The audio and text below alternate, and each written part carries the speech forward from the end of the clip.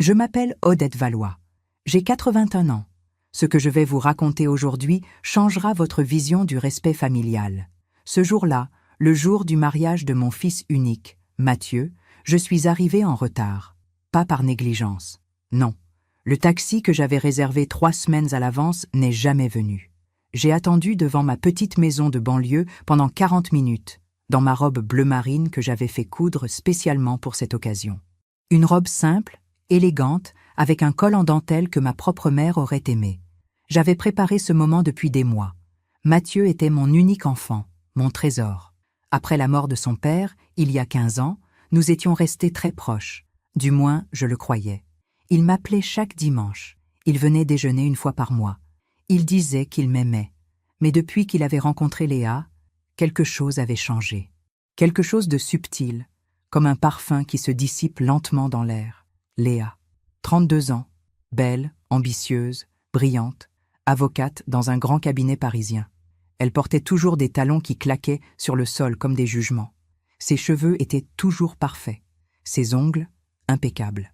Elle parlait fort, riait plus fort encore, et avait cette manière de regarder les gens comme si elle calculait leur valeur en euros et en utilité sociale. Dès notre première rencontre, j'ai senti sa froideur.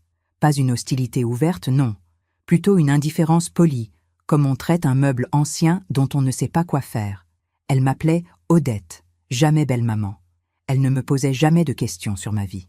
Quand je parlais, elle regardait son téléphone. Quand j'offrais un gâteau fait maison, elle souriait en disant qu'elle ne mangeait pas de sucre. Mais j'avais décidé de l'accepter. Pour Mathieu, pour son bonheur. Après tout, qui étais-je pour juger? Une vieille femme seule dans une petite maison, avec ses souvenirs et son chat gris. Donc, ce samedi matin de juin, quand le taxi n'est pas venu, j'ai appelé Mathieu. Pas de réponse. J'ai appelé 3 fois. Rien. Il devait être occupé avec les derniers préparatifs. J'ai alors appelé un autre taxi. Celui-ci est arrivé 20 minutes plus tard. Le chauffeur était gentil. Il a conduit vite. Mais la cérémonie avait lieu à 60 kilomètres, dans un château que Léa avait loué. Un endroit magnifique, m'avait dit Mathieu. Un endroit digne d'elle. Quand je suis enfin arrivée, la cérémonie était terminée. Les invités étaient déjà dans la grande salle de réception. J'ai entendu la musique, les rires, les verres qui tintent. Mon cœur battait fort. J'avais raté le moment où mon fils avait dit oui. J'avais raté ses larmes, son sourire, ce moment sacré entre une mère et son enfant. J'ai traversé le grand hall d'entrée. Mes chaussures résonnaient sur le marbre froid. J'avais mon petit sac à main bleu marine dans une main et dans l'autre, le cadeau que j'avais préparé avec soin, une boîte en bois contenant les alliances de mes propres parents, restaurées et gravées avec les noms de Mathieu et Léa. Un héritage familial, un symbole de continuité. Je me suis approchée de la porte de la salle de réception. Elle était légèrement entr'ouverte, et c'est là que je l'ai entendue. La voix de Léa, claire, forte, triomphante. Elle était debout, un verre de champagne à la main, entourée de ses amis élégants et parfumés. « Levons nos verres », disait-elle en riant. La vieille ridicule n'est pas venue. Dieu merci, vous imaginez? Avec sa petite robe démodée et son accent de province, elle aurait gâché toutes mes photos. Les rires ont fusé, des rires complices, des rires qui m'ont traversé comme des lames de glace. J'ai regardé autour d'elle. Mathieu était là, mon fils, mon petit garçon. Il ne riait pas, mais il ne disait rien non plus. Il regardait ailleurs, le visage fermé, tenant son propre verre comme s'il voulait disparaître dedans. Quelque chose s'est brisé en moi à cet instant. Pas de la colère, pas encore. Plutôt une clarté soudaine, une compréhension profonde de ce que j'étais devenue pour eux. Un embarras, un poids, une relique du passé qu'on tolère par obligation. Je n'ai pas pleuré, je n'ai pas crié, j'ai simplement souri. Un sourire que personne n'a vu, parce que j'étais encore dans le hall, caché par l'ombre de la grande porte. Un sourire calme, presque serein. Je suis reparti sans bruit. J'ai laissé le cadeau sur une petite table près de l'entrée. Je suis remonté dans le taxi qui m'attendait dehors. Le chauffeur m'a demandé si tout allait bien. J'ai dit oui, tout allait très bien. Pendant le trajet de retour, j'ai regardé défiler les champs, les arbres, le ciel d'été. Et j'ai pensé à quelque chose que ma propre mère me disait toujours. Odette, la vraie force n'est pas dans les cris. Elle est dans le silence qui suit l'injustice. Le lendemain matin, dimanche, J'ai pris mon téléphone. J'ai composé un numéro, puis un autre, puis un troisième. Des numéros que je n'avais pas utilisés depuis longtemps. Des numéros importants. Et 2 jours plus tard, les valises de Léa étaient dans la rue. Elle pleurait, elle criait, elle suppliait, mais je souris encore. Pour comprendre ce qui s'est passé ce jour-là, il faut que je vous ramène en arrière. Bien en arrière. À l'époque où ma vie était pleine de lumière et de promesses. J'ai rencontré Henri Valois en 1964. J'avais 21 ans. Lui en avait 26. C'était au bal du 14 juillet dans notre petit village près de Lyon. Il portait une chemise blanche dont il avait roulé les manches. Ses cheveux noirs brillaient sous les guirlandes lumineuses. Quand il m'a invité à danser, ses mains étaient chaudes et assurées. Il sentait le savon et le tabac blond. Nous nous sommes mariés l'année suivante. Une cérémonie simple à l'église du village. Ma robe, ma mère l'avait cousue pendant 3 mois. De la dentelle blanche, délicate comme de la neige. Henri m'a regardé remonter l'allée avec des larmes dans les yeux. « Tu es belle comme un matin de printemps », m'a-t-il murmuré à l'hôtel. Nous avons acheté notre première maison 2 ans plus tard. Une petite maison en pierre avec un jardin. Rien d'extraordinaire. Mais pour nous, c'était le paradis. Henri travaillait comme contremaître dans une usine de textile. Moi, j'étais institutrice à l'école primaire du village. Nous gagnions peu, mais nous avions tout. Le matin, je me levais la première. Je préparais le café dans la vieille cafetière en aluminium qui faisait ce bruit caractéristique, ce gargouillis réconfortant. L'odeur se répandait dans toute la maison. Henri descendait quelques minutes plus tard, encore ensommeillé, et m'embrassait dans le cou. « Bonjour, ma belle », disait-il toujours. Toujours les mêmes mots. Et ces mots me suffisaient. Nous rêvions d'une famille, d'enfants qui couraient dans le jardin, de rires qui rempliraient les pièces vides. Mais les années passaient et rien ne venait. Nous avons consulté des médecins. On nous a dit que c'était difficile, mais pas impossible. Il fallait être patient, espérer. Et puis, un matin de novembre 1973, j'ai senti quelque chose de différent. Une fatigue étrange, une sensation nouvelle dans mon ventre. J'ai fait le test. 2 lignes roses. Je suis restée assise sur le bord de la baignoire pendant 20 minutes à regarder ce petit morceau de plastique comme s'il contenait tout l'univers. Quand Henri est rentré du travail ce soir-là, j'ai posé le test sur la table de la cuisine sans rien dire. Il l'a regardé, puis il m'a regardé. Et il a pleuré. Mon Henri, cet homme fort qui ne pleurait jamais, a pleuré comme un enfant dans mes bras. Mathieu est né en juin 1974. Un bébé parfait, des yeux noirs comme ceux de son père, des petits poings serrés qui agrippaient mon doigt avec une force surprenante. Quand l'infirmière me l'a posé sur la poitrine, j'ai compris le sens du mot « éternité ». C'était lui, c'était tout, plus rien d'autre n'existait. Les premières années ont été les plus belles de ma vie. Mathieu était un enfant joyeux. Il riait aux éclats quand Henri le faisait voler dans les airs. Il adorait les histoires que je lui lisais le soir, blotti contre moi dans son petit lit en bois. Sa chambre sentait la lavande et le lait chaud. Les murs étaient peints en bleu ciel. Sur l'étagère, il y avait ses livres préférés, ses petites voitures, son ours en peluche usé qu'il appelait Pompon. Le dimanche, nous faisions des promenades tous les 3. Henri portait Mathieu sur ses épaules. Je marchais à côté d'eux, tenant la main de mon mari. Nous allions au parc, près de la rivière.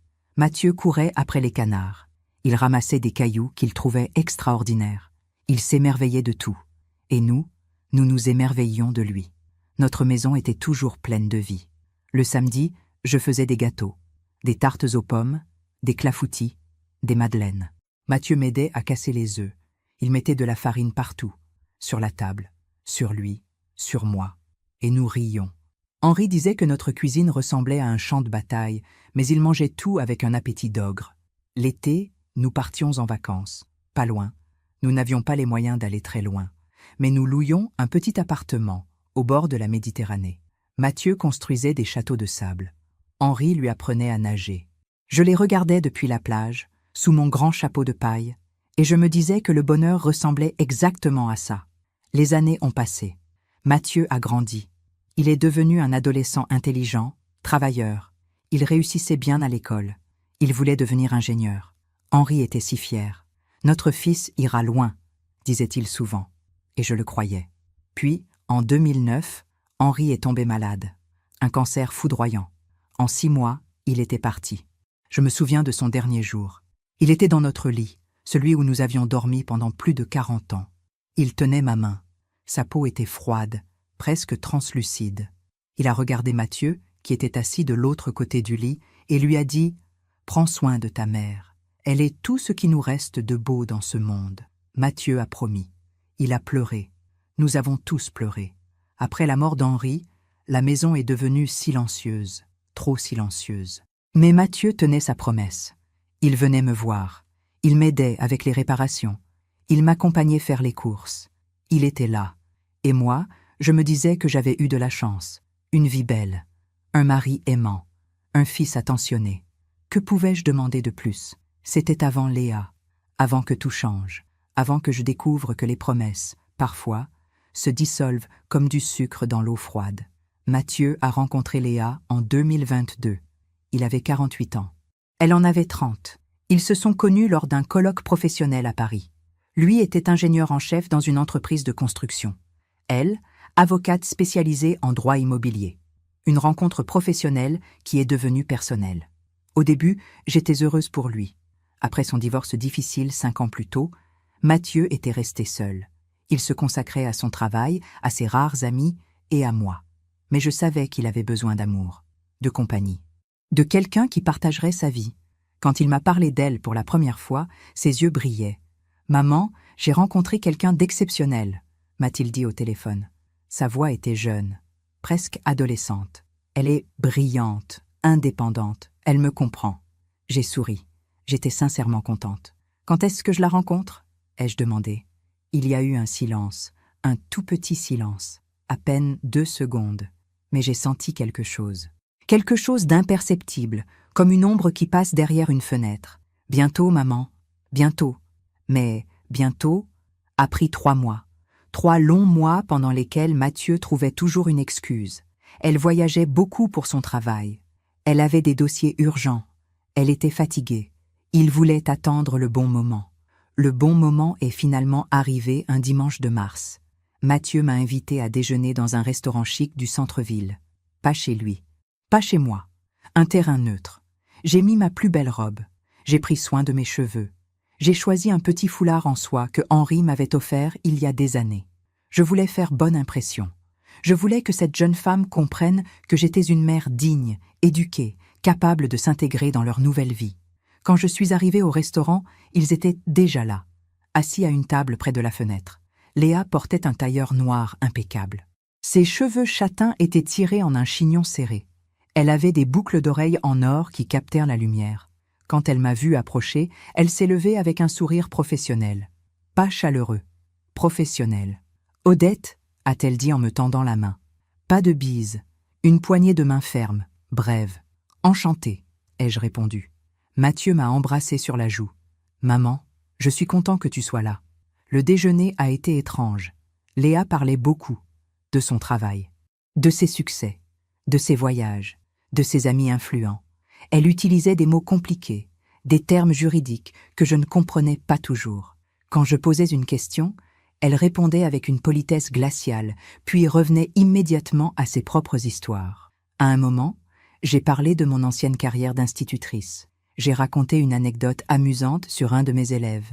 Léa a souri vaguement, puis a regardé son téléphone. Mathieu, lui, a ri. Mais son rire était nerveux. Forcé. « Maman aimait beaucoup enseigner », a-t-il dit, comme s'il devait justifier mon existence. « C'est bien », a répondu Léa sans lever les yeux de son écran. « L'enseignement est un métier noble. Noble. » Le mot est resté suspendu dans l'air comme une insulte déguisée. Après le déjeuner, sur le parking, Mathieu m'a raccompagnée à ma voiture. Léa était restée à l'intérieur pour répondre à un appel important. « Elle te plaît ?» m'a demandé mon fils avec une inquiétude visible dans le regard. J'aurais pu dire la vérité. J'aurais pu lui dire que je sentais quelque chose de faux chez cette femme, que son sourire ne montait pas jusqu'à ses yeux, que sa politesse ressemblait à du mépris enrobé de sucre. Mais je ne l'ai pas fait. J'ai regardé mon fils, cet homme de 48 ans qui avait encore besoin de mon approbation, et j'ai menti. Elle est charmante, mon chéri. Si elle te rend heureux, alors je suis heureuse. Il a souri. Un vrai sourire cette fois. Il m'a serré dans ses bras. « Merci, maman. Ça compte beaucoup pour moi. Les semaines suivantes, j'ai remarqué des changements subtils. Mathieu m'appelait moins souvent. Nos déjeuners dominicaux sont devenus bimensuels, puis mensuels. Quand je l'invitais, il refusait gentiment. « Léa et moi avons des projets », disait-il. Ou « Léa organise un dîner avec ses collègues ». Ou encore « Léa préfère qu'on reste entre nous ce week-end ». Léa, toujours Léa. Un jour, en juin, je suis passée chez lui sans prévenir. C'était son anniversaire. J'avais préparé son gâteau préféré, un fondant au chocolat comme je lui faisais quand il était petit. J'ai sonné à la porte. Personne. J'ai attendu quelques minutes, puis j'ai appelé son portable. « Maman ?» Il semblait surpris, presque contrarié. « Mon chéri, c'est ton anniversaire. Je t'ai apporté un gâteau. » Un silence, puis « Maman, je t'avais dit que Léa organisait quelque chose ce soir. On part dans 1 heure pour un restaurant. » « Tu ne me l'as pas dit, Mathieu. »« Si, je te l'ai dit, tu as dû oublier. » Je n'avais rien oublié, mais je n'ai pas insisté. « D'accord, je vais le laisser devant ta porte alors. »« Non, maman, on ne sera pas là de la soirée. Ramène-le chez toi. On passera le prendre une autre fois. » Il n'est jamais venu le chercher. Une autre fois, j'ai proposé de garder leur futur appartement pendant leurs vacances. Ils partaient 2 semaines en Grèce. Je voulais arroser les plantes, relever le courrier, m'assurer que tout allait bien. Mathieu a accepté avec enthousiasme. Léa, moins. « C'est gentil, Odette, mais nous avons déjà un service pour ça, » a-t-elle dit d'un ton qui ne laissait aucune place à la discussion. Petit à petit, je sentais qu'on me repoussait. Pas brutalement. Non, c'était subtil, comme une porte qui se ferme millimètre par millimètre, sans bruit, jusqu'à ce qu'elle soit complètement close. Et Mathieu ne voyait rien. Ou peut-être ne voulait-il rien voir. Quand ils ont annoncé leur fiançailles, j'ai pleuré. De joie, pensait Mathieu. Mais en vérité, je pleurais parce que je savais. Je savais que je venais de perdre mon fils. D'où m'écoutez-vous ? Je me suis dit que c'était normal, que toutes les belles-mères passaient par là, que je devais simplement m'adapter, être plus discrète, moins présente. Après tout, Léa était jeune, moderne, indépendante. Elle n'avait peut-être pas eu de bonnes relations avec sa propre mère. Peut-être que le concept même de belle famille lui était étranger. Je me suis mise à chercher des excuses pour elle. C'était plus facile que d'affronter la vérité. Quand elle oubliait de me remercier pour un cadeau, je me disais qu'elle était débordée de travail. Quand elle coupait court à nos conversations téléphoniques, je me disais qu'elle avait des dossiers urgents. Quand elle refusait mes invitations à dîner, je me disais qu'elle préférait cuisiner elle-même, que c'était son territoire, sa manière de prendre soin de Mathieu. J'ai commencé à modifier mon comportement, à marcher sur des œufs, à peser chaque mot, chaque geste, chaque invitation. Je ne voulais pas être cette belle-mère envahissante dont tout le monde se plaint. Je ne voulais pas être un fardeau. Alors j'ai espacé mes appels. J'attendais que Mathieu m'appelle en premier. Parfois, j'attendais 1 semaine entière, 2 semaines. Mon téléphone restait silencieux sur la table de la cuisine. Je le regardais comme on regarde une promesse brisée. Quand il finissait par appeler, sa voix était toujours chaleureuse. « Pardon, maman. J'ai été débordée. Comment vas-tu » Nous parlions de tout et de rien, de la météo, de son travail, de mes petites routines. Mais ces conversations ressemblaient de plus en plus à des formalités.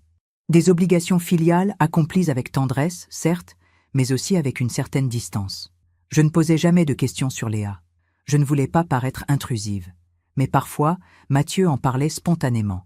« Léa a obtenu une promotion », disait-il avec fierté. « Léa a gagné un procès important. Léa voyage à Londres la semaine prochaine.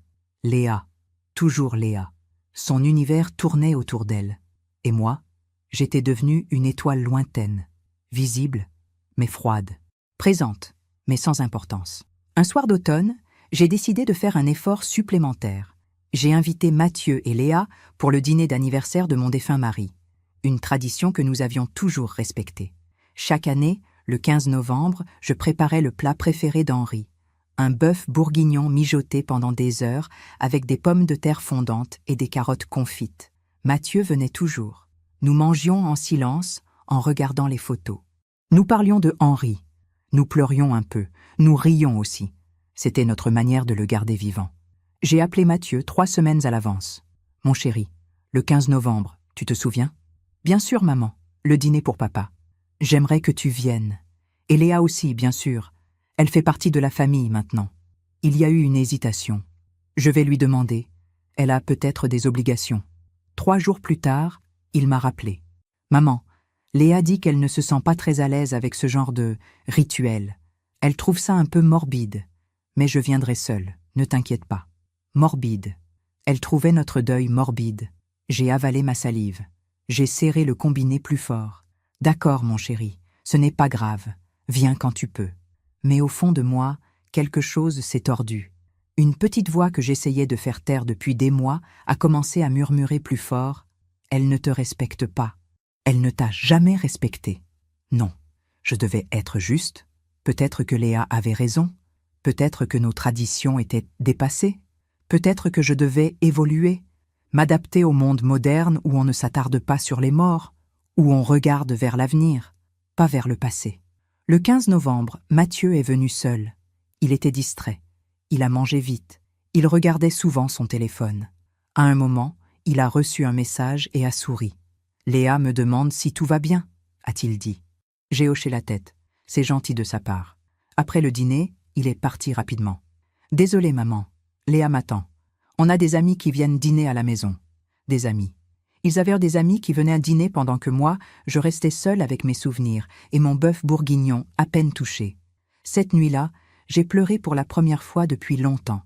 J'ai pleuré dans ma chambre vide, dans mon lit trop grand, avec le portrait d'Henri sur la table de nuit. « Qu'est-ce que j'ai fait de mal ?» lui ai-je demandé. « Pourquoi notre fils s'éloigne-t-il » Mais Henri ne répondait pas. Les morts ne répondent jamais. Les mois ont passé. L'annonce du mariage est arrivée en janvier. Un faire-part élégant, crème et doré. Une calligraphie parfaite. Léa Moreau et Mathieu Valois ont le plaisir de vous inviter à célébrer leur union. Mon nom n'apparaissait nulle part, ni celui du père de Léa. Personne. Comme si nous étions des détails insignifiants dans leur grande histoire d'amour. J'ai appelé Mathieu. Mon chéri, le faire-part est magnifique, n'est-ce pas? Léa a tout organisé. Elle a un goût incroyable. Je remarque que nos noms ne figurent pas dessus.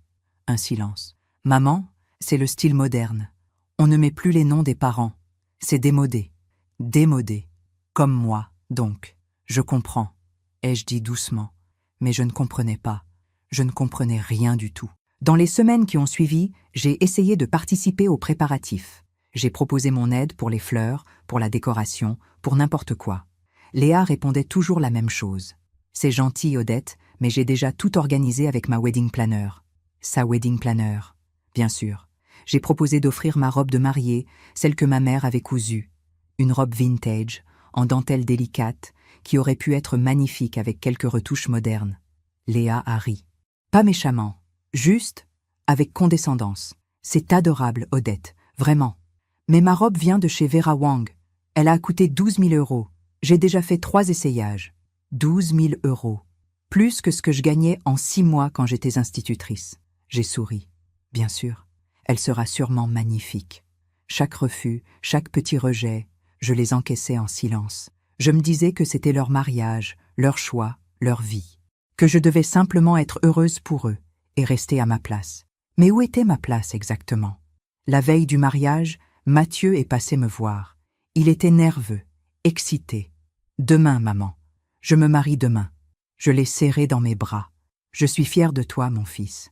Ton père serait fier aussi. » Il a souri, puis il m'a regardé avec une étrange gravité. « Maman, je voulais te dire, Léa peut être un peu directe parfois, mais elle a bon cœur.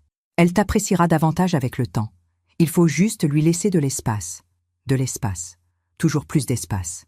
Je comprends, mon chéri. Mais quelque chose en moi commençait à se fissurer.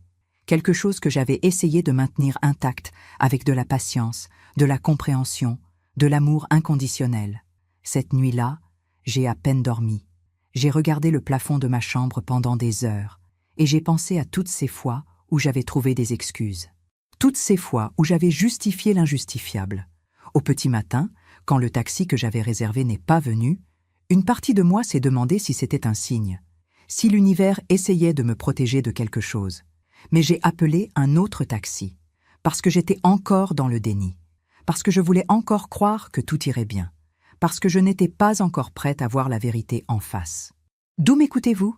Quand je suis rentrée chez moi ce samedi soir, Après avoir quitté le château en silence, la maison était plongée dans l'obscurité. Mon chat, Félix, m'attendait près de la porte. Il a miaulé doucement, comme s'il sentait ma tristesse. Je l'ai pris dans mes bras, et je me suis assise dans mon vieux fauteuil du salon, celui où Henri avait l'habitude de lire son journal. J'ai regardé autour de moi. Ma petite maison, mes meubles modestes, mes rideaux démodés. Mon existence simple et ordinaire. Et j'ai pensé aux mots de Léa, la vieille ridicule avec sa petite robe démodée et son accent de province. Ridicule. Voilà ce que j'étais pour elle. Une femme insignifiante. Une relique embarrassante d'un passé qu'elle voulait effacer. Mais ce qu'elle ne savait pas, ce que personne ne savait vraiment, c'est que j'avais appris quelque chose d'essentiel au cours de mes 81 années. Les apparences sont souvent trompeuses. Et les gens qui sous-estiment les autres finissent toujours par payer le prix de leur arrogance. Je suis allée dans ma chambre. J'ai ouvert le tiroir de ma commode, celui du bas, caché sous des pulls en laine et des écharpes. Au fond, il y avait une petite boîte en métal. Je l'ai sortie délicatement. À l'intérieur, des documents, des papiers que je n'avais pas regardés depuis des années. Des actes de propriété, des relevés bancaires, des certificats d'action, des contrats. Ce que Léa ignorait, ce que même Mathieu avait oublié avec le temps, c'est que ma vie n'avait pas toujours été celle d'une simple institutrice de village. Avant d'épouser Henri, j'avais étudié le droit à Lyon. J'avais même travaillé pendant 2 ans dans un cabinet notarial. Mais quand je suis tombée enceinte, j'ai choisi de me consacrer à ma famille. C'était mon choix. Un choix fait par amour, pas par obligation. Henri et moi, nous avions été prudents, économes. Nous avions investi intelligemment. La petite maison que nous avions achetée en 1967, elle valait aujourd'hui près de 400 000 €. Les terrains agricoles que le père d'Henri nous avait légués, devenus des zones constructibles. Leur valeur avait été multipliée par 10. Et puis, il y avait l'héritage de ma propre mère, décédée il y a 15 ans. Une femme discrète qui possédait plusieurs appartements à Lyon. Des biens qu'elle avait acquis dans les années 50, quand personne ne voyait leur potentiel. Elle me les avait tous légués. Au total, mon patrimoine s'élevait à près de 2 millions d'euros. Peut-être même plus aujourd'hui. Je n'avais jamais fait réévaluer. Je n'en avais jamais eu besoin. Je vivais simplement, modestement. Parce que c'était dans ma nature, pas parce que j'étais pauvre. Mathieu le savait, bien sûr. Je lui avais expliqué il y a des années que sa vie serait confortable après ma mort, que je prenais soin de tout, que mon notaire, Maître Beaumont, gérait mes affaires avec rigueur. Mais mon fils n'avait jamais été intéressé par l'argent. Il gagnait bien sa vie. Il n'attendait rien de moi. Léa, en revanche, n'en savait rien. Pour elle, j'étais juste une vieille femme dans une petite maison de banlieue. Une pauvre veuve sans importance. Une charge potentielle. Ce soir-là, samedi, à 22h, assise dans mon fauteuil avec Félix ronronnant sur mes genoux, j'ai pris une décision. Une décision qui allait tout changer. J'allais découvrir qui était vraiment Léa Moreau. Pas par vengeance. Non, par nécessité. Pour protéger mon fils. Pour comprendre à qui il venait de lier sa vie. J'ai attrapé mon téléphone. Il n'était pas trop tard. Les gens que j'allais appeler comprendraient l'urgence. Le premier numéro était celui de Françoise, mon ancienne collègue. Elle avait été institutrice avec moi pendant 20 ans. Après sa retraite, elle était devenue une utilisatrice experte des réseaux sociaux. Elle passait ses journées à naviguer sur Internet, à suivre les vies des autres, à découvrir des secrets cachés derrière des photos parfaites, et surtout, elle ne dormait jamais avant minuit. « Odette ? À cette heure ?» Sa voix était surprise mais alerte. « Françoise, pardonne-moi, mais j'ai besoin de ton aide. C'est urgent. » Je lui ai tout raconté, le mariage, le retard, le toast humiliant. Elle est restée silencieuse un moment. « Cette petite peste » a-t-elle finalement murmuré. « Donne-moi son nom complet. »« Léa Moreau. Elle est avocate. Cabinet Duchamp et associée à Paris. Laisse-moi 1 heure. Je vais fouiller. Je te rappelle. » Ensuite, j'ai composé un deuxième numéro, celui de Thomas Durand, mon ancien élève devenu détective privé. Un homme qui travaillait souvent de nuit, suivant des infidèles, surveillant des fraudeurs. Je savais qu'il serait disponible. « Madame Valois ?» Sa voix était étonnée. « Tout va bien ? Thomas, mon grand, j'ai besoin de tes services. Maintenant, cette nuit si possible. Je vous écoute. » Je lui ai expliqué la situation. Il n'a pas hésité 1 seconde. « Je connais des gens, des confrères qui me doivent des services. On peut obtenir des informations rapidement. Légalement, bien sûr. Donnez-moi tout ce que vous savez sur elle. Je lui ai donné tous les détails, son nom, son cabinet, son adresse que Mathieu m'avait mentionnée une fois. Tout. Je m'y mets immédiatement, a-t-il dit.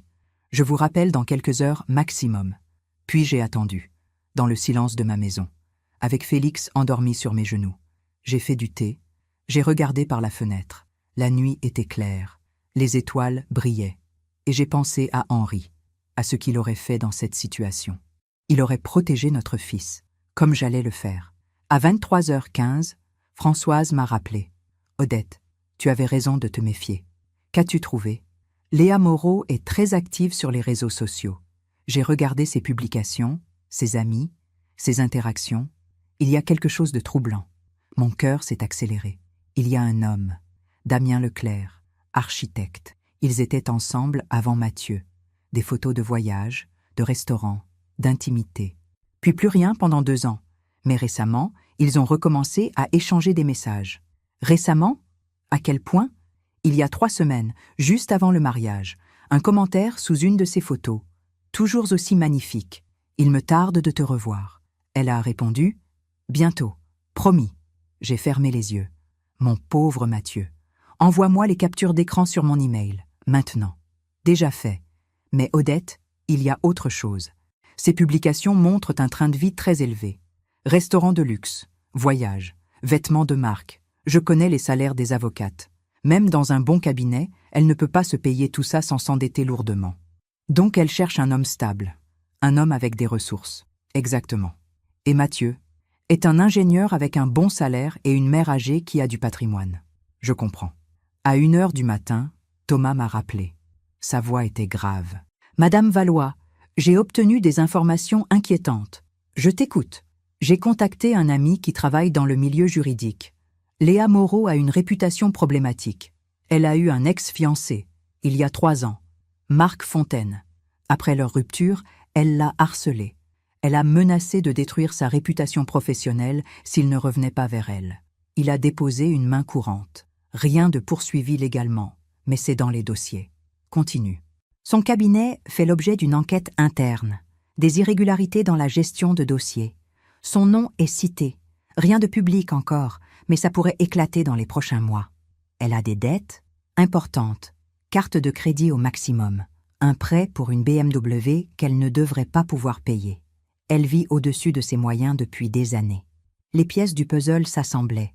Léa n'avait pas épousé mon fils par amour. Elle l'avait épousé par calcul. Pour sa stabilité financière, pour son héritage futur. Elle avait vu en moi non pas une belle-mère à respecter, mais un obstacle temporaire avant l'argent. Thomas, envoie-moi tout ce que tu as, maintenant. C'est déjà dans votre boîte mail. J'ai passé le reste de la nuit à examiner les documents, les photos, les preuves. À 3h du matin, j'avais une vision complète de qui était vraiment Léa Moreau. Une manipulatrice, une calculatrice, une femme sans scrupules qui utilisait les autres pour satisfaire son ambition et son besoin de luxe. Et Mathieu ne savait rien. Mon pauvre fils innocent qui croyait avoir trouvé l'amour. Mais ce n'était pas l'amour. C'était une transaction. Et je n'allais pas laisser cette femme détruire mon fils. Le dimanche matin, à 8h, j'ai composé un numéro que je n'avais pas utilisé depuis longtemps. Celui de Maître Beaumont, mon notaire. Je savais qu'il était matinal, qu'il travaillait souvent le week-end. « Odette ?» Sa voix était surprise. « Un dimanche matin ?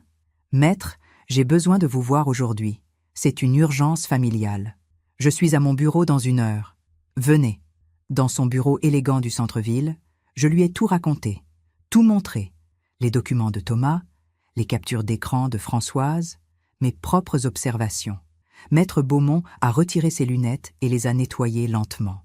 C'était son geste habituel quand il réfléchissait profondément. « Cette femme a épousé votre fils sous de faux prétextes, » a-t-il dit finalement. « Mais légalement, c'est compliqué. Le mariage est valide. Je ne veux pas annuler leur mariage. Pas encore. Je veux que mon fils voie qui elle est, vraiment. Et comment comptez-vous faire ?» J'ai souri. Un sourire calme, déterminé. En utilisant la seule chose qu'elle comprend vraiment, l'argent et le pouvoir. Je vais lui montrer qu'elle a choisi la mauvaise famille à manipuler. Maître Beaumont a hoché la tête lentement. « Que voulez-vous que je fasse ? Préparez les documents. Je vais avoir besoin de vous lundi matin, très tôt. » Ce dimanche après-midi, j'ai fait 3 autres appels. Des appels stratégiques, des appels qui allaient tout changer.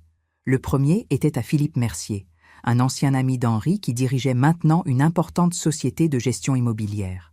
Un homme influent, respecté. Le deuxième était à Claire Rousseau, une journaliste que j'avais connue il y a 20 ans, quand elle était petite reporter locale. Aujourd'hui, elle travaillait pour un grand magazine parisien. Elle me devait une faveur, une grande faveur. Le troisième était à quelqu'un que Léa connaissait très bien, quelqu'un de son propre monde, quelqu'un qui allait être la clé de tout. Ce soir-là, j'ai dormi paisiblement pour la première fois depuis des mois, parce que je savais. Je savais que lundi matin, quand Mathieu et Léa reviendraient de leur nuit de noces passée dans une suite d'hôtels de luxe, leur monde allait s'effondrer. Non pas par ma colère, mais par la simple révélation de la vérité. Et la vérité, comme disait toujours ma mère, finit toujours par éclater au grand jour. Le lundi matin, je me suis levée à l'aube. J'ai pris une douche. J'ai mis ma plus belle robe, celle en soie grise que je gardais pour les grandes occasions. J'ai arrangé mes cheveux. J'ai mis un peu de rouge à lèvres. Puis je me suis regardée dans le miroir. La femme qui me fixait n'était pas ridicule. Elle n'était pas démodée. Elle était digne. Elle était forte. Elle était prête. À 8 heures, Maître Beaumont est arrivé chez moi avec tous les documents nécessaires. Nous avons tout vérifié ensemble. Chaque détail, chaque preuve, chaque étape du plan. « Vous êtes certaine de vouloir faire cela ?» m'a-t-il demandé. « Absolument certaine. Votre fils risque d'être bouleversé. Mon fils mérite la vérité, même si elle fait mal. » À 9 heures, Philippe Mercier est arrivé. Un homme de 70 ans, élégant dans son costume 3 pièces. Il m'a embrassé sur les joues. « Odette, Henri serait fier de toi aujourd'hui. » Henri aurait fait la même chose, sans aucun doute. À 9h30, nous étions tous dans ma petite maison. Maître Beaumont, Philippe Mercier, Françoise avec son ordinateur portable rempli de preuves. Et moi, nous attendions. J'avais appelé Mathieu tôt ce matin. Il avait décroché d'une voix ensommeillée. « Maman, il est 7 heures. »« Je sais, mon chéri. Pardonne-moi. Mais j'ai besoin que tu viennes me voir ce matin. C'est important, très important. »« Maintenant ? Mais Léa et moi ? » ?»« Avec Léa. Venez tous les deux. S'il te plaît. C'est au sujet de ton héritage. » Le mot magique. Héritage. Je savais que cela piquerait la curiosité de Léa. « D'accord, maman. On arrive vers 10 heures. » À 10 heures précises, j'ai entendu la voiture de Mathieu se garer devant chez moi. Puis des pas, puis la sonnette. J'ai ouvert la porte. Mon fils était là, avec sa nouvelle épouse.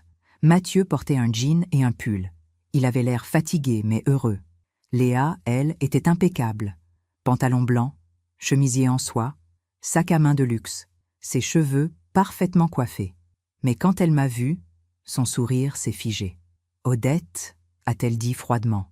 Léa, Mathieu, entrez.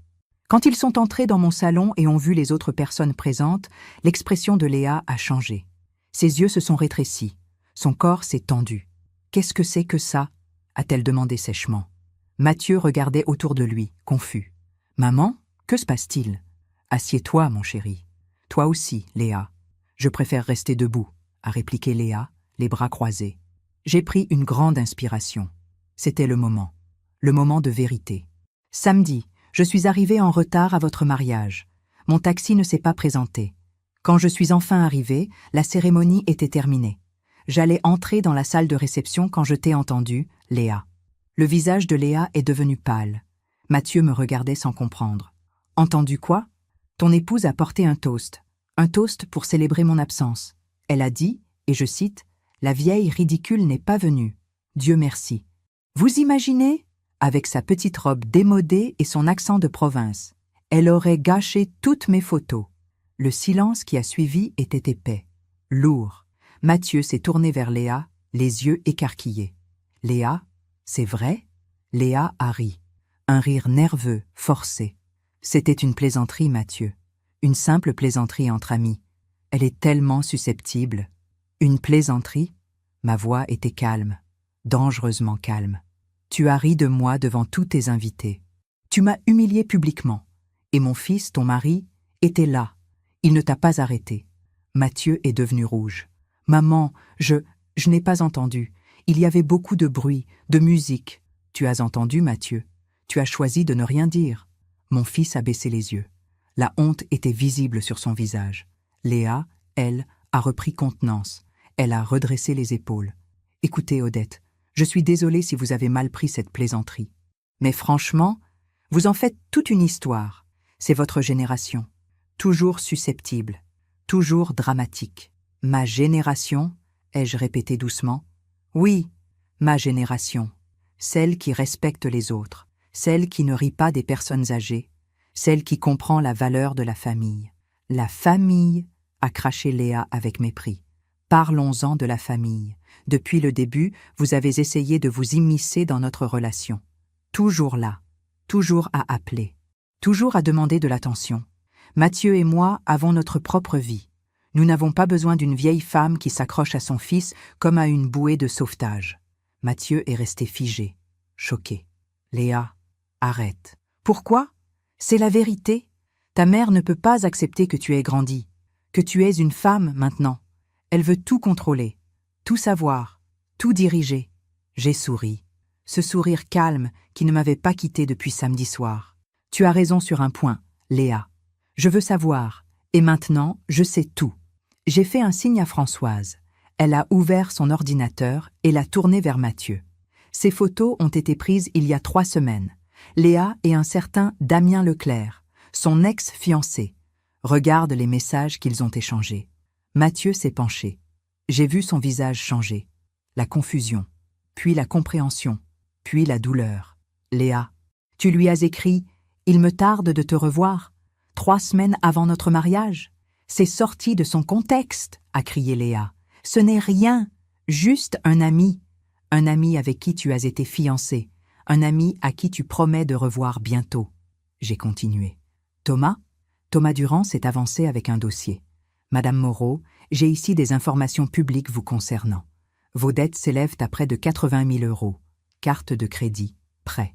Vous vivez depuis des années au-dessus de vos moyens. Le visage de Léa est devenu rouge, de rage. Comment osez-vous fouiller dans ma vie privée? Information publique, a répété Thomas calmement. Accessible à n'importe qui, y compris votre ex-fiancé, Marc Fontaine, qui a déposé une main courante contre vous pour harcèlement. Mathieu s'est levé. Quoi? Ce n'est pas vrai. Il ment. J'ai les documents officiels, a dit Thomas en sortant des papiers. Après votre rupture, vous l'avez menacé de détruire sa réputation s'il ne revenait pas vers vous. Léa tremblait maintenant, de colère, de peur. Son masque parfait commençait à se fissurer. Mathieu, ne les écoute pas. Ta mère est jalouse. Elle a toujours été jalouse. Elle ne supporte pas que tu sois heureux avec moi. Heureux? La voix de Mathieu était brisée. Tu m'as menti. Surtout, je ne t'ai jamais menti. Tes dettes? Tu m'as dit que tu n'avais pas de dettes. Damien? Tu m'as dit que c'était fini depuis longtemps. Et ma mère, comment as-tu pu dire ces choses horribles sur ma mère? Léa a changé de tactique. Ses yeux se sont remplis de larmes. Des larmes calculées. Mon amour, je suis désolée. J'ai fait des erreurs. Mais je t'aime. Tu le sais. Nous venons juste de nous marier.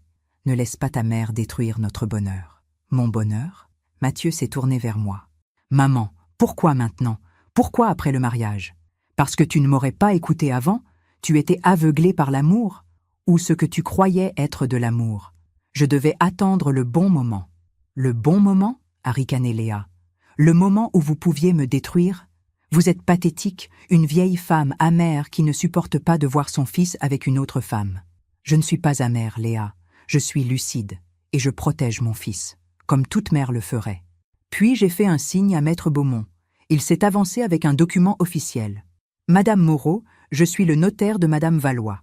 Je gère son patrimoine depuis 30 ans, un patrimoine que vous ignoriez totalement. Léa a froncé les sourcils. Quel patrimoine?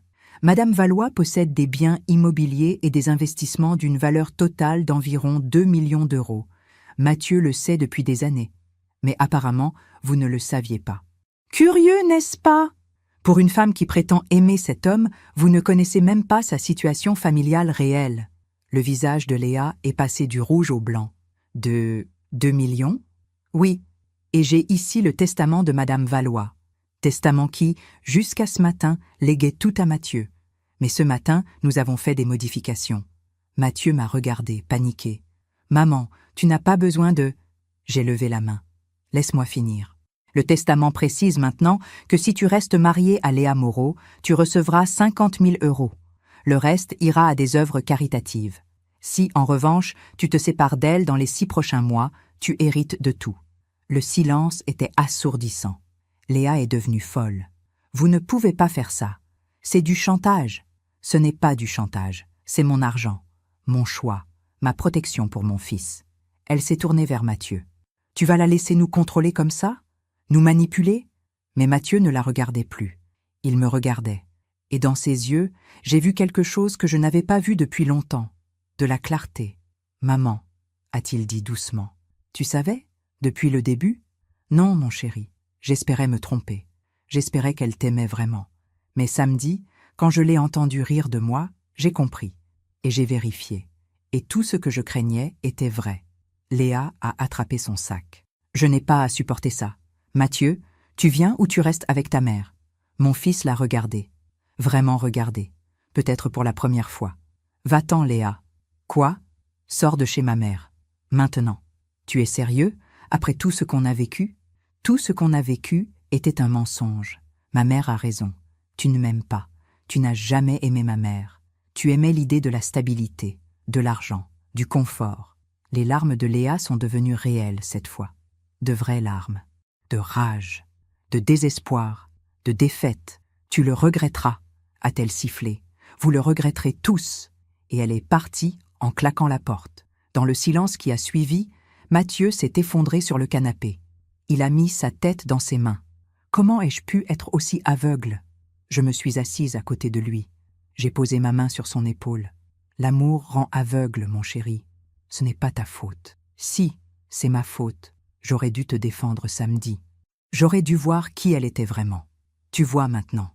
C'est tout ce qui compte. Il m'a regardé avec des yeux remplis de larmes. Pardon, maman. Pardon pour tout. Je l'ai serré dans mes bras. Mon fils. Mon petit garçon devenu homme. Mon trésor. Tu n'as pas à t'excuser. Tu as juste à apprendre.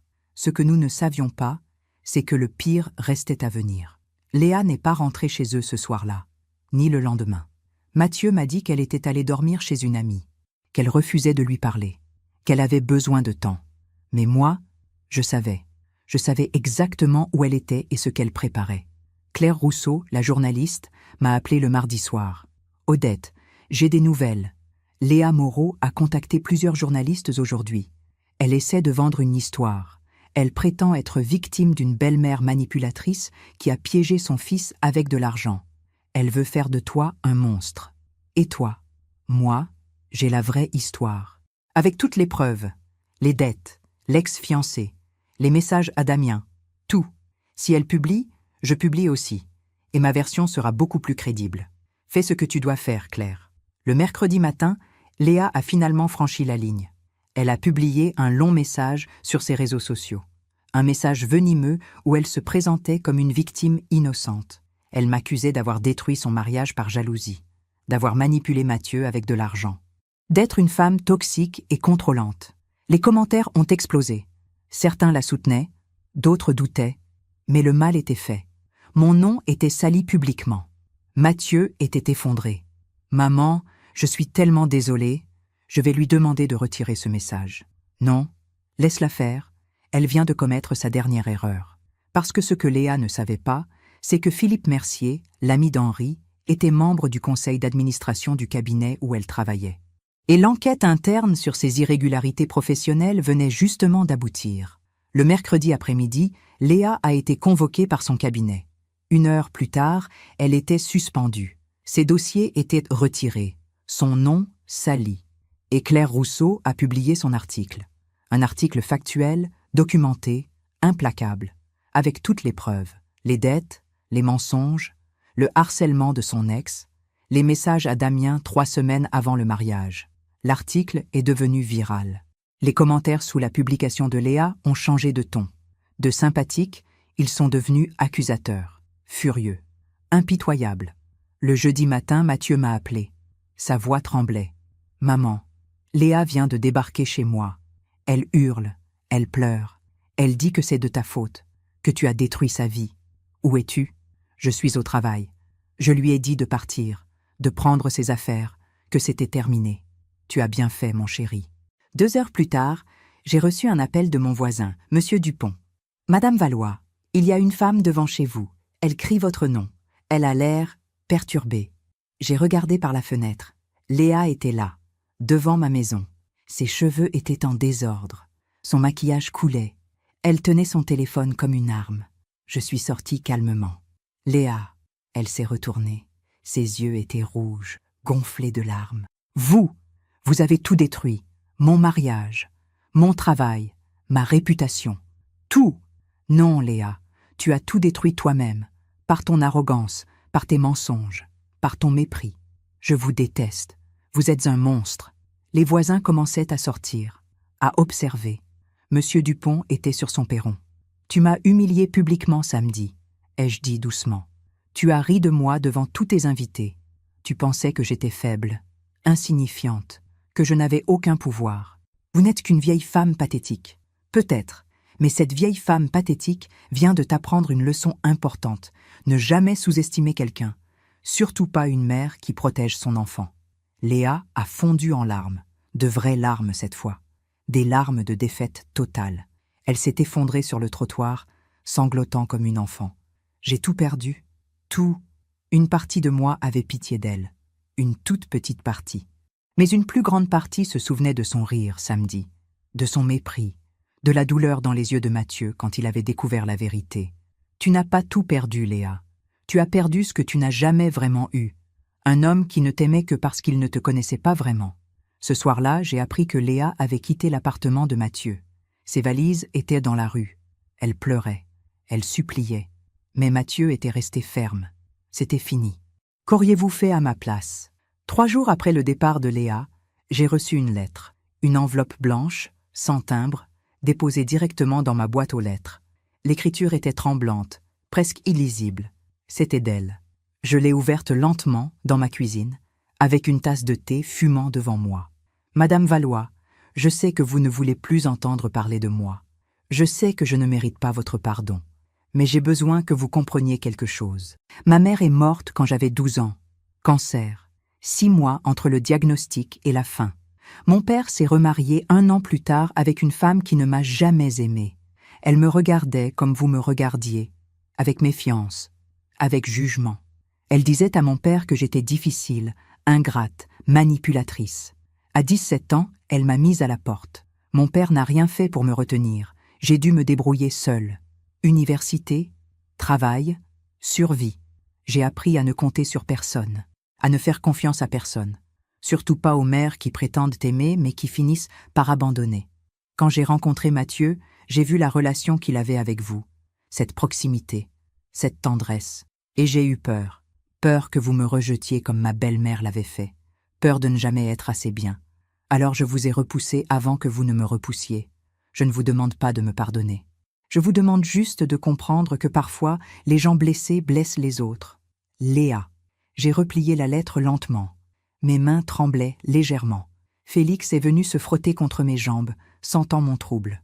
J'ai pensé à cette petite fille de 12 ans qui avait perdu sa mère, à cette adolescente mise à la porte, à cette femme qui avait construit des murs si hauts autour de son cœur qu'elle ne savait plus comment les abaisser. Cela n'excusait rien. Ses mensonges, ses dettes, son mépris, mais cela expliquait quelque chose. La peur derrière l'arrogance, la douleur derrière la cruauté. Ce soir-là, j'ai parlé avec Mathieu. Il était assis dans mon salon, exactement à la place où son père s'asseyait autrefois. « Elle m'a écrit aussi », a-t-il dit. « Elle m'a raconté son enfance, sa belle-mère, sa solitude. Et qu'as-tu ressenti ? De la tristesse, de la compassion, mais aussi de la colère, parce que sa douleur ne justifie pas ce qu'elle t'a fait, ce qu'elle nous a fait. Tu as raison. Comprendre n'est pas pardonner, mais c'est important de comprendre. Tu lui pardonnes ? J'ai réfléchi longuement. Je ne pardonne pas ses actes, mais je comprends sa blessure. Et peut-être que dans quelques années, quand elle aura appris de ses erreurs, elle pourra devenir quelqu'un de meilleur. Mathieu a hoché la tête. Je vais demander le divorce. Maître Beaumont dit que c'est possible. Mariage de quelques jours. Preuve de tromperie émotionnelle avec Damien. Ce sera rapide. Et toi, comment vas-tu ? Mon fils a souri tristement. Blessé, humilié, mais aussi soulagé. Tu m'as sauvé, maman. Tu m'as sauvé d'une vie de mensonges. Je lui ai pris la main. C'est mon rôle. C'est ce que font les mères. Une semaine plus tard, j'ai fait quelque chose que personne n'attendait. J'ai appelé Léa. Sa voix était faible. « Madame Valois ?» J'ai reçu ta lettre. Un silence. Puis, « Je suis désolée. Pour tout. Je sais. Et je veux que tu saches quelque chose. Je ne te déteste pas, Léa. Je ne t'ai jamais détestée. J'ai juste protégé mon fils. J'ai tout gâché. Oui, mais tu peux apprendre. Tu peux changer si tu choisis de regarder en face tes erreurs au lieu de les fuir. Pourquoi êtes-vous gentil avec moi maintenant? Parce que j'ai 81 ans et j'ai appris que la vengeance ne guérit rien. La justice, oui, mais pas la cruauté. Léa a pleuré au téléphone. Je ne mérite pas votre compassion. Personne ne mérite quoi que ce soit, Léa. Nous recevons tous plus ou moins que ce que nous méritons. C'est ça la vie. Après avoir raccroché, j'ai regardé par la fenêtre. Le jardin d'Henri avait besoin d'être entretenu. Les roses commençaient à fleurir. Le printemps arrivait. Et moi, j'avais fait ce que j'avais à faire. Protéger, révéler, mais aussi comprendre. Parce que c'est ça la sagesse. Savoir quand être forte et quand être humaine. 2 mois après le départ de Léa, la vie a pris un cours étrange. Pas celui que j'aurais imaginé. Pas celui qu'elle aurait imaginé non plus. Mathieu a demandé le divorce. La procédure était simple. Mariage de quelques jours, preuve de mensonges prémaritaux. Le juge a accepté l'annulation. Comme si ce mariage n'avait jamais existé. Comme si cette erreur pouvait simplement être effacée. Mais les cicatrices, elles, restaient. Mon fils est revenu me voir chaque dimanche, comme avant. Nous déjeunions ensemble. Nous parlions. Nous rions parfois. Il guérissait lentement. Il avait repris goût à la vie. Il avait même recommencé à sortir avec des amis qu'il avait négligés pendant sa relation avec Léa. « Je me sens libre, maman », m'a-t-il dit un jour. Comme si j'avais échappé à quelque chose de terrible. Tu as échappé à quelque chose de terrible.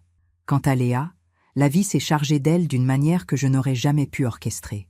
Son cabinet l'a licenciée après l'enquête interne. Les irrégularités dans ses dossiers étaient trop graves. Elle a perdu son permis d'exercer temporairement. Sa réputation dans le milieu juridique était ruinée. Sa BMW a été saisie. Son appartement, celui qu'elle louait à crédit, a été repris par le propriétaire.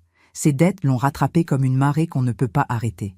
Mais ce qui s'est passé ensuite, personne ne l'attendait. Un matin d'avril, j'ai reçu un appel de Claire Rousseau, la journaliste. « Odette, tu ne vas pas le croire. » « Quoi donc ?» Léa Moreau vient d'être embauchée par une association d'aide aux femmes en difficulté. Elle travaille comme assistante administrative, salaire modeste, mais apparemment, elle fait du bon travail. J'ai été surprise. Comment as-tu appris ça? Une de mes collègues a fait un reportage sur l'association. Elle a vu Léa là-bas. Elle avait l'air différente, plus simple, plus humble. Quelques semaines plus tard, j'ai croisé Léa par hasard.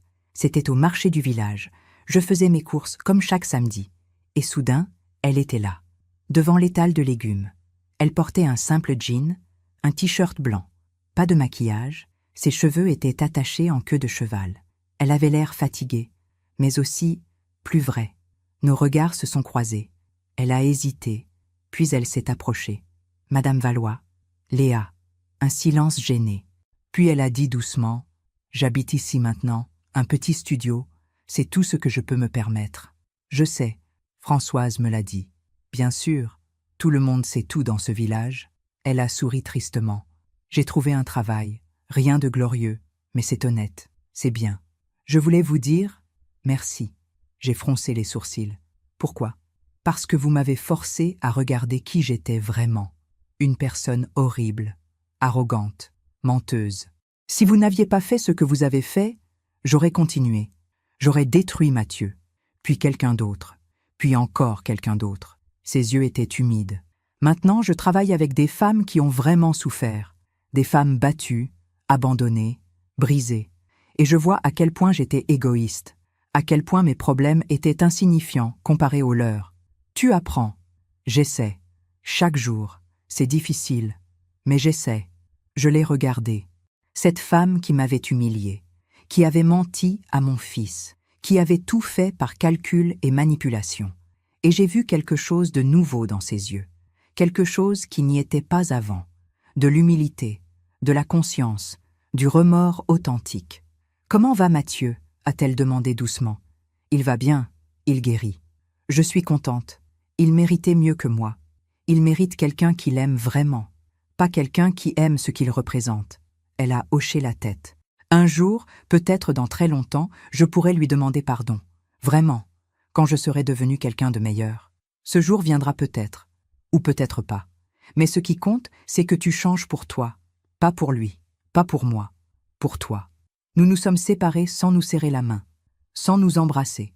Juste un hochement de tête, un respect silencieux. En rentrant chez moi, j'ai pensé à quelque chose que ma mère disait toujours, la vie est le meilleur professeur.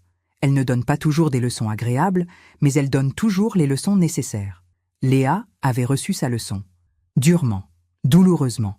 Mais peut-être que cette douleur la sauverait finalement. Ce soir-là, Mathieu est passé me voir. Je lui ai raconté ma rencontre avec Léa. Elle travaille ici, dans le village? Oui. Comment te sens-tu? En paix? Étrangement en paix. Il m'a regardé avec admiration. Tu es incroyable, maman. Après tout ce qu'elle t'a fait, tu arrives encore à voir son humanité. Parce qu'elle est humaine, mon chéri. Imparfaite, blessée, mais humaine, comme nous tous. Tu crois qu'elle va vraiment changer? Je ne sais pas. Mais elle a la possibilité de changer. C'est déjà beaucoup. 3 mois plus tard, j'ai appris que Léa avait commencé une thérapie, qu'elle travaillait sur ses traumatismes d'enfance, sur ses mécanismes de défense toxiques, sur sa peur de l'abandon qui la poussait à rejeter les autres avant d'être rejetée. Elle ne deviendrait peut-être jamais quelqu'un de parfait, mais elle essayait. Et l'effort, parfois, compte plus que le résultat. La justice, dans cette histoire, n'était pas venue de ma vengeance. Elle était venue naturellement, de ses propres choix, de ses propres actions. L'univers ne punit pas. Il rééquilibre simplement les choses. Et moi, j'avais fait ce que je devais faire, protéger mon fils, révéler la vérité, puis laisser la vie suivre son cours, parce que la vraie justice n'est pas dans la destruction de l'autre, elle est dans la restauration de ce qui est juste. 1 an a passé, depuis ce samedi où j'ai entendu Léa rire de moi. 1 an depuis que ma vie a basculé entre l'humiliation et la révélation. 1 an depuis que j'ai appris qu'être une mère, ce n'est pas seulement aimer inconditionnellement, c'est aussi protéger, même quand cela fait mal. Aujourd'hui, je suis assise dans mon jardin. Le même jardin qu'Henri entretenait avec tant d'amour. Les roses qu'il avait plantées il y a 30 ans fleurissent encore chaque printemps. Elles sont là, fidèles, malgré les tempêtes, malgré le temps qui passe. Mathieu vient me voir chaque dimanche, comme avant. Non, mieux qu'avant. Parce que maintenant, il comprend. Il comprend la valeur de la famille. Il comprend que l'amour véritable ne s'achète pas avec des talons hauts et des promesses vides. Il comprend que la loyauté est plus précieuse que l'apparence. Mon fils a changé. Il est plus prudent maintenant, plus sage. Il prend le temps de connaître les gens avant de leur donner son cœur. Il pose des questions. Il observe. Il ne se laisse plus aveugler. La semaine dernière, il m'a présenté quelqu'un. Une femme simple, professeure de mathématiques, 45 ans, veuve comme moi. Elle s'appelle Anne. Quand elle est entrée dans ma maison, elle a remarqué la photo d'Henri sur le buffet. Elle s'est arrêtée devant. « C'était votre mari » a-t-elle demandé doucement. « Oui, Henri. Il est parti il y a 15 ans. Il avait l'air d'un homme bon. Il l'était. » Elle m'a souri. Un sourire sincère. « Mathieu m'a beaucoup parlé de vous. Il vous aime énormément. Et moi, je l'aime plus que tout au monde. Ça se voit.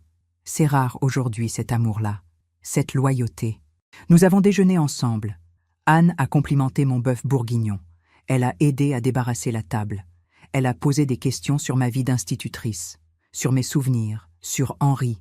Des vraies questions, celles qui viennent du cœur, pas de la politesse. Quand ils sont partis, Mathieu m'a serré dans ses bras. « Elle te plaît, maman ?» Beaucoup. Elle est différente de Léa. Oui, elle est authentique. Il a souri. J'ai appris ma leçon. Grâce à toi. Grâce à nous deux, mon chéri. Quant à Léa, je la croise parfois au village. Nous nous saluons poliment.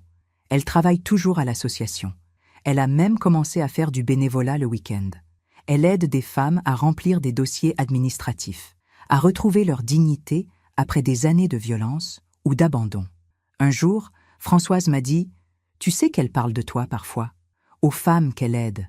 Elle leur raconte son histoire, comment son arrogance l'a détruite, comment une vieille femme qu'elle méprisait lui a appris l'humilité. Elle dit ça? Oui. Elle dit que tu lui as sauvé la vie, que sans cette leçon, elle serait devenue un monstre. Je ne sais pas si Léa deviendra un jour quelqu'un de vraiment bien, mais elle essaie.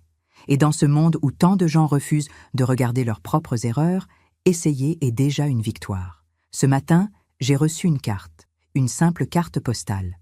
Elle venait de Damien Leclerc, l'ex de Léa. Il avait appris toute l'histoire par les articles de Claire. « Madame Valois, merci d'avoir protégé votre fils. Léa m'a détruit il y a 3 ans. Je suis content qu'elle n'ait pas pu faire la même chose à quelqu'un d'autre. Vous êtes une femme courageuse. » J'ai souri en lisant ces mots. Courageuse. Peut-être. Ou peut-être juste une mère qui refusait de rester silencieuse face à l'injustice. Hier soir, j'ai fait quelque chose que je n'avais pas fait depuis longtemps. J'ai ouvert la boîte métallique qui contenait les documents de mon patrimoine et j'ai modifié mon testament une dernière fois. Mathieu héritera de tout, comme prévu. Mais j'ai ajouté une clause. Si un jour, dans de nombreuses années, Léa a vraiment changé, si elle a prouvé par ses actes qu'elle est devenue quelqu'un de meilleur, Mathieu pourra, s'il le souhaite, lui donner 10 000 €. Pas comme une récompense, mais comme une reconnaissance de sa transformation. Parce que c'est ça, le vrai pardon. Ce n'est pas oublier. C'est reconnaître que les gens peuvent changer et leur donner une chance de le prouver. Ce soir, je suis assise dans mon fauteuil. Félix dort sur mes genoux. La maison est silencieuse. Mais ce n'est plus un silence triste. C'est un silence paisible. Le silence de quelqu'un qui a accompli ce qu'il devait accomplir. Si je devais donner un conseil à toutes les mères qui m'écoutent, à toutes les femmes qui se demandent si elles ont le droit de protéger leurs enfants, même adultes, je dirais ceci. Aimer, ce n'est pas tout accepter. Aimer, c'est aussi dire non. C'est aussi poser des limites. C'est aussi regarder la vérité en face, même quand elle fait mal.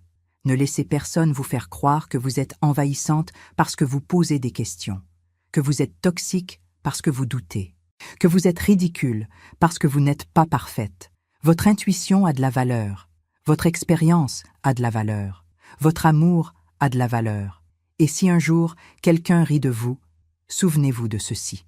Les gens qui rient des autres révèlent toujours plus sur eux-mêmes que sur ceux dont ils rient. Ce samedi-là, quand j'ai entendu Léa m'appeler « la vieille ridicule », j'aurais pu pleurer, j'aurais pu avoir honte, j'aurais pu me sentir petite et insignifiante. Mais au lieu de ça, j'ai souri, parce que je savais quelque chose qu'elle ignorait. Je savais que la vraie force ne réside pas dans l'apparence, pas dans l'arrogance, pas dans le mépris des autres. Elle réside dans la dignité silencieuse, dans la patience, dans la capacité de protéger ceux qu'on aime sans devenir cruel, dans la sagesse de savoir quand agir et quand laisser la vie faire son travail. J'ai 81 ans. Ma robe était peut-être démodée, mon accent est peut-être provincial. Ma maison est petite, mon existence est modeste, mais je sais qui je suis. Je sais ce que j'ai construit. Je sais que j'ai aimé profondément, que j'ai été aimé profondément, que j'ai protégé mon fils quand il en avait besoin. Et ça, personne ne peut me l'enlever. Si mon histoire peut aider ne serait-ce qu'une seule mère à ouvrir les yeux, à faire confiance à son instinct, à ne pas accepter l'inacceptable par peur de déplaire, alors tout cela en valait la peine. Parce qu'au bout du compte, nous ne sommes pas sur Terre pour être aimés de tout le monde. Nous sommes là pour aimer les bonnes personnes, pour protéger ce qui est précieux, pour transmettre la sagesse que la vie nous a enseignée, même quand ces leçons ont été douloureuses. Je regarde par la fenêtre. Le soleil se couche sur mon jardin. Les roses d'Henri brillent dans la lumière dorée. Et je me sens en paix avec mes choix, en paix avec mes 81 années, en paix avec l'idée que j'ai fait de mon mieux, que j'ai aimé de mon mieux, que j'ai protégé de mon mieux. Et au final, c'est tout ce qu'on peut faire. Aimer, protéger, puis laisser partir. Partager cette histoire avec quelqu'un qui a besoin d'espoir.